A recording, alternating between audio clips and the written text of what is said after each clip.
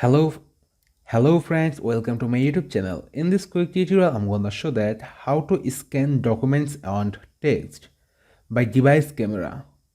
For these settings, you have to open your camera on your device.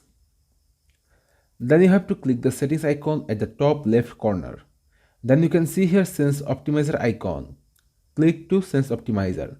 Then here you can see scan documents and text. Turn it on.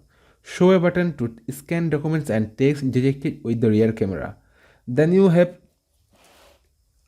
show any text. See guys, I show it. If I show it, then here you can see a icon has been showed. Then you can see the interface and it will be copied. See guys, tap on highlight to text to select it.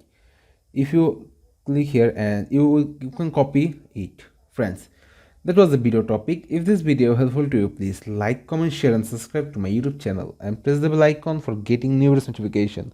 I will come with another new exciting video. Till then, take care. Bye bye my dear friends.